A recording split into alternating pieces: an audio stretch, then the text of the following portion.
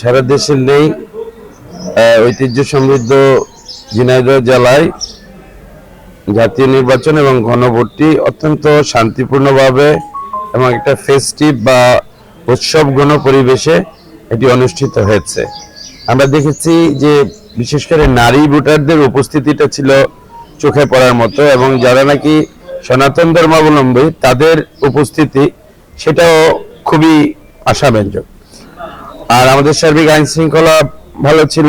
আমার পাশে জেলা র্যাবের যিনি প্রধান উনি রয়েছেন, জেলা পুলিশ, আর্মি, বিজিবি সহ সকল আইন শৃঙ্খলা বাহিনী কাজ করেছে। 12 জন জুডিশিয়াল ম্যাজিস্ট্রেট 4টি নির্বাচনী আসনে কাজ করেছেন, দায়িত্ব পালন করেছেন। আবার 29 জন এক্সিকিউটিভ ম্যাজিস্ট্রেট তারা দায়িত্ব পালন করেছেন। আমাদের কোনো সহিংসতা সংবাদ আমরা পাইনি।